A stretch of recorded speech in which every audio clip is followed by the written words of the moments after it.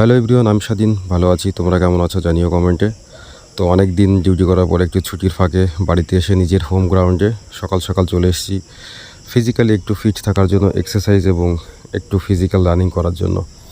তো at first এটা আমার একদম হোম গ্রাউন্ড, নিজের স্কুল মাঠ, পছন্দের স্কুল মাঠ। তো প্রথমেই আমি আমার মতো একটু করে হেঁটে নিলাম, মোটামুটি 1 কিলোমিটার মতো। তারপর শুরু করব আমার যে পিটি বা দৌড়ানো। তো সেরকমভাবেই প্রত্যেক দিন বা যেরকম সুযোগ সুবিধা পাই, তো সেরকম আমি প্রথমে 1 থেকে 1.5 কিলোমিটার দৌড়ে নিই, তারপর এরকম পিটি করি, জাম্পিং জ্যাক দিয়ে শুরু করি।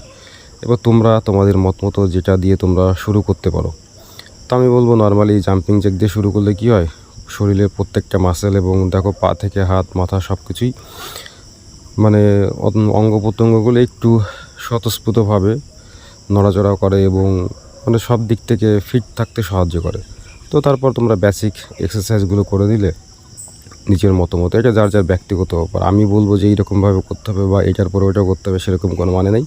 তোমরা যেরকমভাবে করতে পারো। তবে আমি বলবো এরকম তোমরা হাই জাম্প করবে, প্র্যাকটিস করবে, তাহলে কি হয়, পা দুটোর স্ট্রেংথ অনেকটা লংজিভিটি হয়, মানে বেশি হয়, সক্ষমতা ভালো হয়, দৌড়াতে বিশেষ একদম ভালো সুবিধা হয়।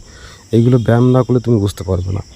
তারপর দেখো আমি আমার হোম গ্রাউন্ডটাকে চারদিক থেকে ঘুরে দেখাচ্ছি। এই দিকে স্কুল আছে, মানে অ্যাকচুয়ালি উত্তর দিকে মাঠের, পূর্ব দিকে একটা ছোট্ট পাঁচিল আছে, দক্ষিণ দিকে ওই যে মিড ডে মিলের ঘরগুলো। যখন স্কুলে পড়তাম তখন থালাবাটিগুলো নিয়ে টিফিন টাইমে দৌড় মারতাম খাওয়ার জন্য মিড ডে মিলের খাবার। ওইদিকে বাথরুম আছে একটা সবার পাবলিক মানে ইউজ করার জন্য।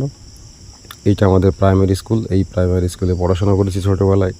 এটা আমাদের হাই স্কুল। অবশ্য হাই স্কুলের অবস্থা জাস্ট দেখেই বুঝতে পারছো, বলার মতো নেই।